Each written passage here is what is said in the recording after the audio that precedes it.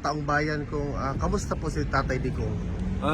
Karon pagsulod na mo, wala pa say pamahaw o paniudto. Wala daw siya gibaling-baling sa sulod.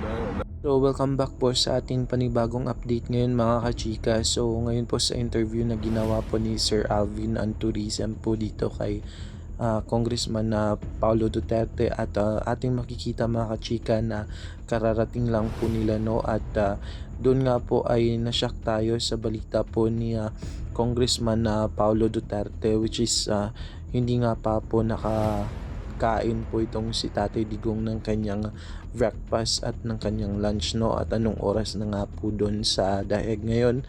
So dito makita natin mga kachika na sobrang saklap po ng nararanasan po ni Tatay Digong lalong-lalo na po ay namayat na po siya masyado no dito nga po sa ibinalita po ni Sir Paulo Duterte. So nakakasad lang po mga kachika dahil bakit ganun yung trato no kay Tatay Digong doon. So nakakasad talaga at sana ay hiling natin ay mailabas na po itong si Tatay Digong sooner no sa kanyang interim release na request kasi humanitarian na din po kasi ilang taon na po siya, 80 years old na at wala nang masyadong nag-aalaga. So sana po ay makalabas na po itong si Tatay Digong. Panoorin pa po natin. Mas payat siya itong last time, Madrico. Kung nahisgutan ba ninyo ang celebration sa Independence Day, does he have anything to say about Wala man siya istorya na. Ang iya mang gikastorya kaniman una yung mga apo. Kay dugay sila wa nagkita. Labi na ning laki. Was he very happy sir na nakita niyo? Oo. Meron bang tanong ay mensahe pala ang dating Pangulo sir sa mga kababayan natin? Karon ang iyang mensahe nga alagaan daw ang Pilipinas, alagaan ang Pilipino, kay kami mga politiko moagi rami aning kalibutan na importante nga Pilipinas matarong during our time.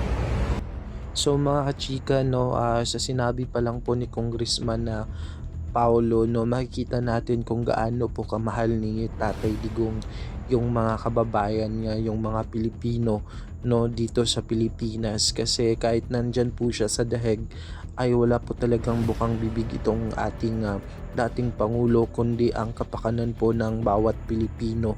So kaya po napakamahal po ng mga Pilipino itong si Tatay Digong dahil din po sa kanyang ipinapakita na pagmamahal dito sa atin.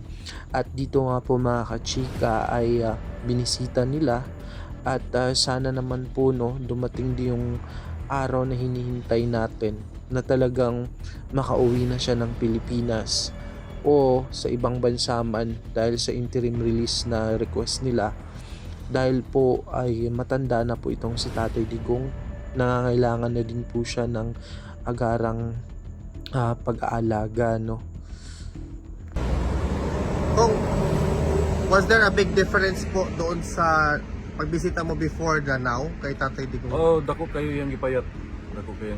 Pero okay man siya. Okay mo storya, sige binuang, sige pagkatawa. Okay man. Kung marami pong salamat. Any mensahe po sa mga kababayan natin kung galing sa iyo?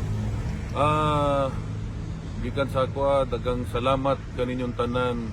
Mohangyo ko ninyo nga padayon ang atong pag-ampo para sa kalusugan ni Presidente Rudy.